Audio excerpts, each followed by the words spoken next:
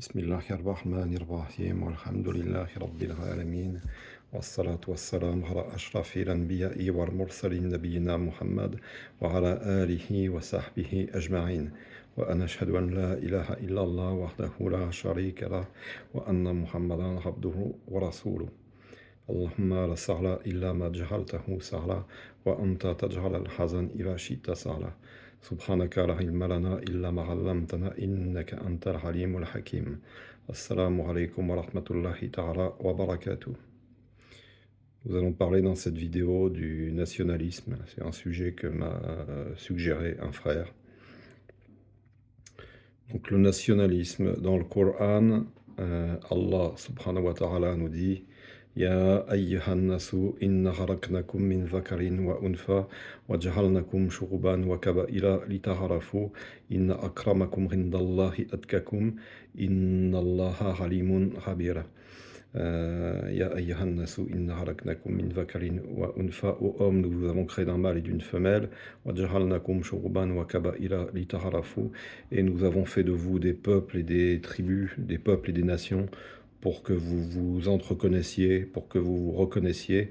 Inna akramakum rindallahi atkakum, le plus noble d'entre vous auprès de Allah est le plus pieux. Inna Allah alimun khabir. Certes, Allah est omniscient et grand connaisseur. Alors nous avons fait de vous des peuples et des tribus, des peuples et des nations, pour que vous vous reconnaissiez, pour que vous vous entreconnaissiez. En fait, Allah, subhanahu wa ta'ala, nous a créés différents pour que nous allions les uns vers les autres, pour qu'on ait la curiosité de se connaître. Si on était tous pareils, on n'aurait pas cette curiosité, d'aller les uns vers les autres. Alors Allah nous a également créés différents, donc pour nous distinguer les uns des autres. Et ça participe de l'identité de l'individu, dont Allah l'a doté, puisque Allah a doté chaque individu d'une identité propre, avec des caractéristiques particulières et pour la plupart uniques. Donc il y a l'apparence, l'image qu'on renvoie, la voix, l'odeur corporelle. Chaque humain a une odeur corporelle qui lui est propre, unique, exclusive, et on ne parle pas de l'ADN et des empreintes. Tout ça, ce sont des choses uniques qui constituent l'identité de l'individu. Et parmi les caractéristiques, les attributs de l'identité, donc il y a l'ethnie, l'appartenance nationale, la culture. On peut mettre tout ça dans le même bloc, mais ce sont des choses qui participent de l'identité. Alors, à partir du moment où ce critère identitaire, c'est-à-dire que le fait d'appartenir à une nation, à une tribu, à une ethnie, fait partie de la dotation identitaire par Allah. Allah nous a fait cette dotation. On peut parfaitement en être fier. Mais il faut vraiment être conscient que ça vient d'Allah. Donc si on est conscient que le fait qu'on soit français, marocain, portugais, je ne sais trop quoi, si on est conscient que ça vient d'Allah, que c'est un attribut que Allah nous a donné, d'une certaine manière, c'est un don de Allah, on peut en être fier. Alors l'ennui, c'est que certains individus, certaines personnes, ne voient ça que par l'ego et tombent dans une certaine exagération. Et ils font de cette fierté, jusque-là légitime, un orgueil et une passion. Donc ils tirent de l'orgueil du fait d'être français ou portugais ou américain ou russe ou je ne sais trop quoi. Donc ils en font également une passion. C'est-à-dire que c'est quelque chose qui les envahit à ce point qu'il y a plus que ça pour eux, quoi.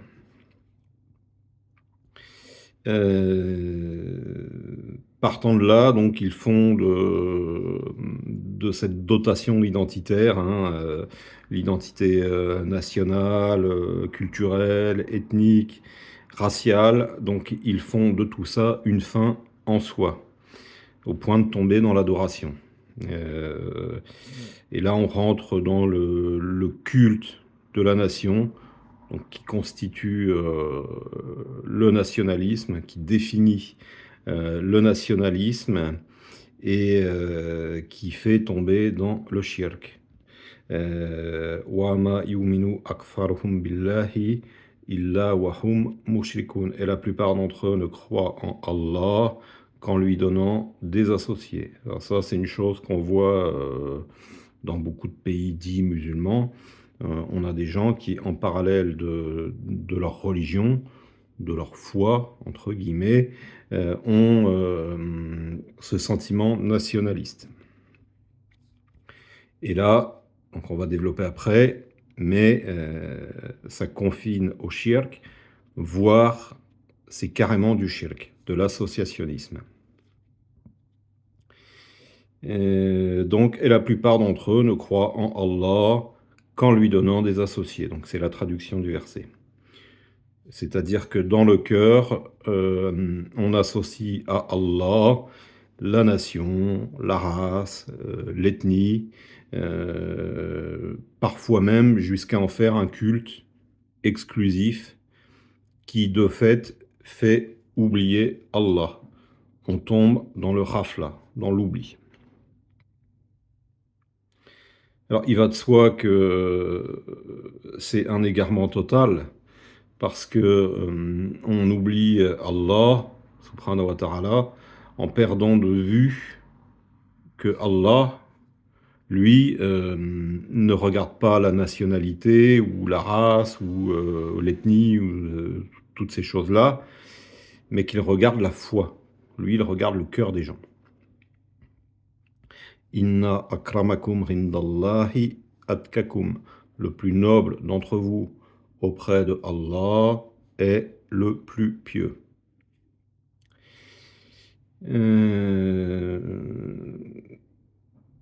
Alors c'est bien pour ça que le nationalisme est si dangereux. Car son ressort, c'est la passion, avec tout ce que ça implique en termes d'exagération, d'égarement, etc. etc. Et Allah nous dit, à propos de la passion, wa la tutir man aghfalna qalbahu an dhikrina wattaba'a hawahu wa kana amruhu furuta. Et n'obéis pas à celui, j'ai un trou de mémoire, donc qui suit sa passion, et n'obéis pas à celui dont nous avons rendu le cœur inattentif à notre rappel et qui poursuit sa passion. Hein. Donc l'inattention au rappel d'Allah va de pair avec le fait de poursuivre sa passion.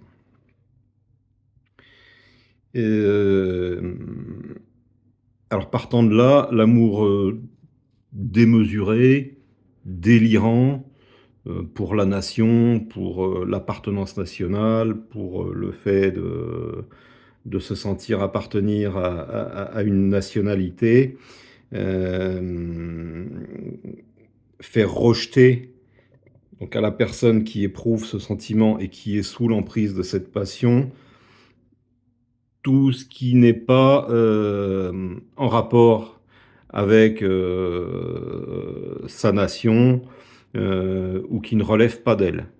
C'est-à-dire que là, on rentre dans une dimension du rejet. C'est-à-dire que c'est une adoration exclusive qui implique le rejet de tout le reste. Et là, on est vraiment dans le shirk. Puisque à partir du moment où on rejette tout ce qui n'est pas, tout ce qui ne relève pas de la nation, on rejette in fine également Allah. Parce que dans le cœur, il ne peut y avoir de place que pour Allah. S'il y a de la place pour autre chose, techniquement, ça devient du shirk. Je veux dire de la place exclusive, hein. Parce qu'Allah, dans nos cœurs, il a aménagé des espaces bien déterminés, donc pour l'amour des parents, pour l'amour des enfants, pour l'amour du conjoint, etc., etc., hein. Mais là, on n'est plus dans l'amour exclusif. Ou si on tombe dans l'amour exclusif, donc pour les parents, le conjoint, etc., etc., on rentre également dans le shirk. Donc ça, c'est bien cadré, c'est bien délimité. Toujours est-il que pour l'affaire qui nous occupe, le fait d'être dans comment dire? Dans un amour, démesuré, délirant, excessif, démesuré et exclusif pour la nation, donc à l'exclusion de tout le reste, c'est du shirk.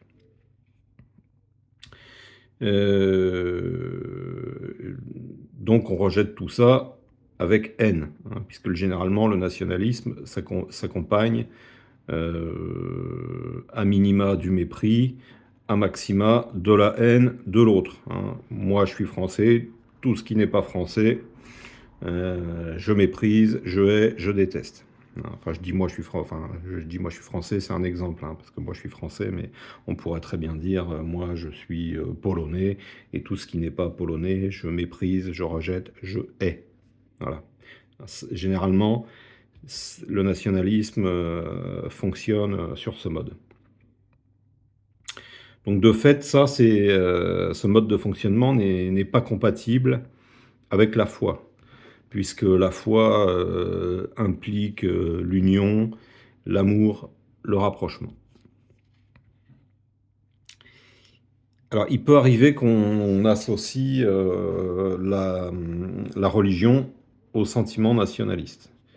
Donc à titre d'exemple, donc en France, puisque c'est mon pays, le nationalisme va souvent de pair avec l'intégrisme catholique. Voilà, donc il y a une association qui se fait entre le sentiment nationaliste et la chose religieuse.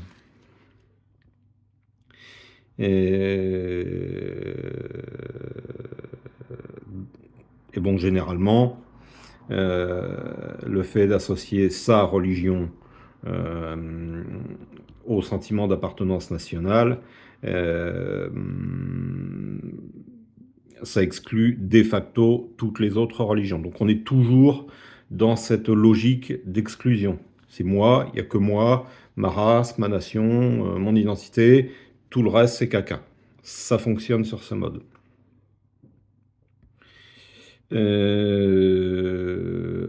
Alors quand ça arrive, donc quand on associe la religion au sentiment nationaliste, c'est pour détourner la chose religieuse de sa finalité première qui est Allah subhanahu wa ta'ala. Et pour en faire donc de la religion un objet de passion au service de l'ego, de nafs.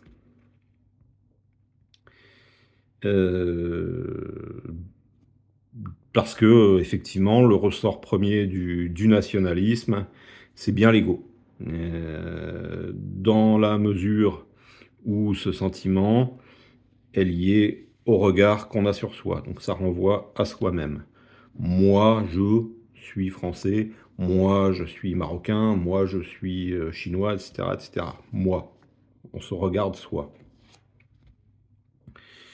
Donc on se regarde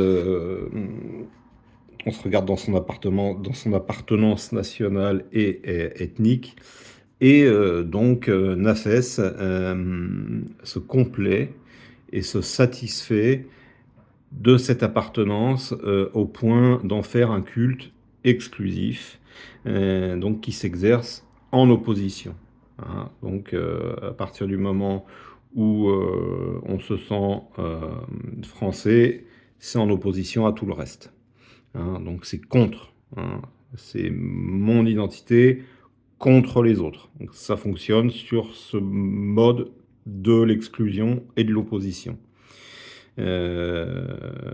Donc on est contre tout ce qui n'est pas soi, tout ce qui ne relève pas de son identité, de son appartenance nationale, ethnique, et cetera, et cetera. Quant à Shaitan, lui, Lahnatullahi alayh, il embellit cette vision identitaire de soi, et c'est lui qui va pousser à tous les comportements déviants et illicites, donc qui sont liés au nationalisme. Alors dans ces comportements, on a donc le rejet, l'exclusion, comme on l'a vu, l'orgueil de son identité et le mépris de l'autre, hein, donc ça va de pair.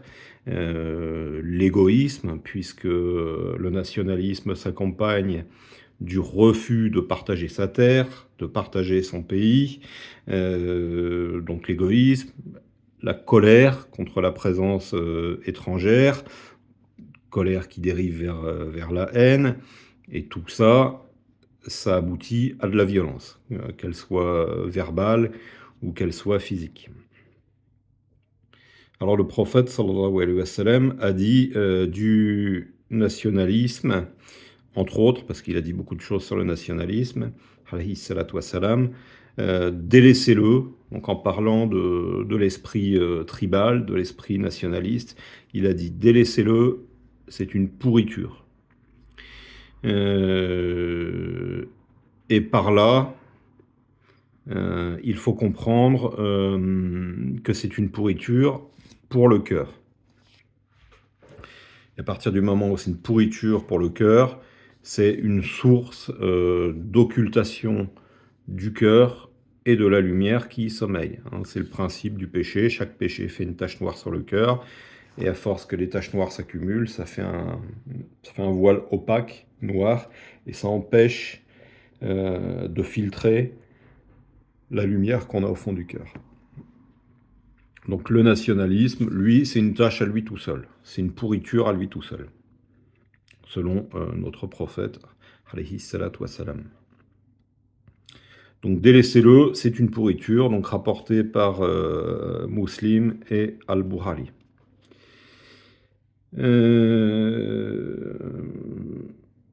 Voilà, donc c'était succinct, on a fait un petit peu le tour, mais pour conclure, alors on peut être fier de son appartenance nationale, de son identité nationale, ethnique, culturelle, raciale, pourquoi pas, si c'est pour louer la dotation de Allah, si c'est pour louer le don de Allah. Allah, il a fait de moi un Français, un Blanc, alhamdulillah.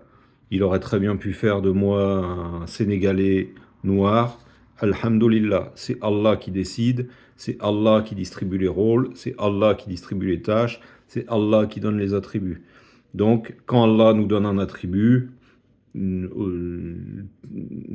même quand il nous donne un bien matériel ou quand il nous donne un compagnon, un conjoint, une épouse, on en est satisfait. Le croyant, il en est satisfait, il s'en satisfait et il est fier du cadeau de Allah. Donc le croyant, il sera fier d'être polonais, marocain ou américain, partant du principe que c'est un cadeau de Allah. De la même manière, on peut être fier d'un cadeau que nous fait un être aimé. Mes enfants m'ont offert ce pendentif et j'en suis fier. Je suis pas bijou, j'ai pas l'habitude de porter des bijoux, mais comme c'est un cadeau de mes enfants, alhamdoulilah, j'en suis fier. Donc de la même manière, on peut être fier des attributs identitaires, nationaux, ethniques, etc., que nous a donné Allah subhanahu wa ta'ala. Donc on peut être fier, mais sous aucun prétexte, on ne peut ni ne doit être fier de cette dotation identitaire en soi. Donc, car si on fait de ces attributs identitaires une fin en soi, exclusive, au point d'en oublier celui qui les a créés, donc ces attributs, et qui nous les a donnés, on tombe donc, comme on l'a vu, dans la passion égotique en faisant de sa différence, puisque ça nous rend différents, un orgueil. Donc un orgueil parce que Shaitan vient finir le job en nous embellissant cette chose et en nous la montrant comme supérieure, hein. Donc Shaitan va suggérer aux blancs qu'ils sont supérieurs parce qu'ils sont blancs. Shaitan va suggérer aux Allemands, enfin j'extrapole, hein, je dis les Allemands, mais ça peut être les Belges, qu'ils sont supérieurs parce qu'ils sont belges ou allemands ou je ne sais trop quoi. Voilà.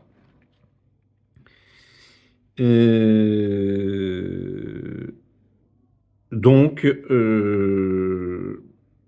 en fait, il faut s'efforcer de regarder les cœurs plutôt que toutes ces différences ethniques, identitaires, culturelles.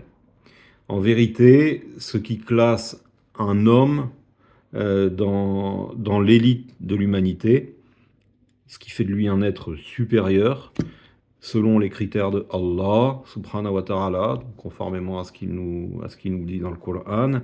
Donc, ce qui fait au regard de Allah d'un homme un être supérieur, donc c'est pas sa couleur de peau ou le fait qu'il soit français ou polonais ou chinois ou je ne sais trop quoi ou mexicain. C'est pas ça qui fait au regard de Allah d'un homme un être supérieur. Euh, c'est quoi? C'est son degré de foi. Donc son degré de foi, de piété.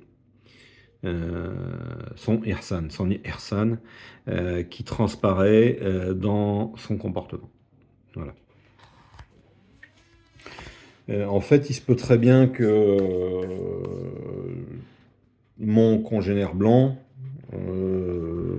ton congénère blanc, mon frère, soit un modèle achevé de dépravation et de perversité, que ce soit la dernière des crevures, des raclures, alors que cet étranger que tu vois passer dans la rue à la peau noire et qui paye pas de mine est un modèle de vertu, hein. Donc le blanc, ça peut être une crevure, et puis le noir que tu vois passer, ça peut être un saint, hein, ou inversement. Hein, tel saint, tel noir que tu vois passer, c'est un diable, alors que ce petit blanc là qui fait la manche à l'entrée du magasin, c'est un saint. Voilà, on ne sait pas en fait. Mais en fait, c'est certainement pas l'identité ou la couleur de peau ou le fait qu'on soit ou je veux dire la carte d'identité qu'on a dans la poche qui va définir ça, qui va déterminer ça si on est bon ou mauvais. En aucun cas, hein. Et ça, c'est le cœur qui nous le dit, hein. Donc, pour reprendre ma métaphore donc du mauvais blanc et du bon noir. Donc en fait, en parlant du noir qui est un modèle de vertu, si sa peau est noire, son cœur, lui, il est blanc, voire transparent. Alors que le cœur du blanc, inversement, il est complètement noir, noir comme la suie. Son cœur, il est recouvert du goudron de tous ses péchés accumulés, hein. Et bon, comme je l'ai dit, ça marche dans l'autre sens. Alors, je ne sais pas si je suis bien clair, hein, mais voilà. Alors, de ce point de vue, l'identité ethnique, nationale, culturelle, c'est un leurre, un faux semblant, euh, comme toute chose du dunya, du bas monde d'ailleurs. Et si on voit les choses avec nafs, avec l'âme instigatrice du mal, avec l'ego, on s'y arrête en jugeant à l'appui de tous les préjugés et lieux communs répandus, et on se plante, on se fourvoie. Mais si on voit les choses avec Ruh, avec l'esprit divin, euh, on passe outre et on regarde au-delà avec les yeux du cœur, avec la basira, Donc, lesquels yeux du cœur donc font voir, le degré d'élévation spirituelle de son prochain. Et d'ailleurs, c'est avec ce même regard, hein, cette basira, que Sayyidina Muhammad sallallahu alayhi wa sallam, a toujours vu, Sayyidina Bilal, radiyallahu anh. Alors que ces maîtres esclavagistes, Kouraïchites, donc qui étaient si fiers de leur tribalisme arabe, qui étaient, si imbus de leur caste, donc gonflés de l'orgueil, de se sentir appartenir à une élite sociale et ethnique. Donc, quand Seyyidina Muhammad sallallahu alayhi wa sallam, il voyait, Seyyidina Bilal, radiyallahu anh, avec, avec ce regard, avec cette basira, et donc il voyait la beauté de son cœur. Les maîtres, esclavagistes de Seyyidina Bilal, radiyallahu anh, eux, ils voyaient en lui qu'un outil, une bête de somme, quoi, hein. Alors, que Allah subhanahu wa ta'ala nous donne, ce regard et cette clairvoyance, qu'on soit capable de, regarder au-delà de l'appartenance nationale, de la couleur de la peau, de l'ethnie, même de la religion, hein. C'est pas forcément parce qu'on est musulman qu'on est un saint. C'est pas parce qu'on appartient à une autre religion, qu'on est, une mauvaise personne. Bien au contraire, ça veut rien dire, hein. Donc qu'Allah nous donne cette clairvoyance, donc qu'on soit capable de voir au-delà des apparences et au-delà de tout ce qui touche à la chose, ethnique, raciale, culturelle, puisque c'est l'objet de cette vidéo. Voilà, je pense qu'on a fait le tour, sur la question. Merci de votre, attention. Barakallahu fikum wa jazakumullahu khairan. Subhana rabbika rabbil izzati amma yasifun wa salamun ala al-mursalin walhamdulillahi rabbil alamin. Assalamu alaikum wa rahmatullahi ta'ala wa barakatuh.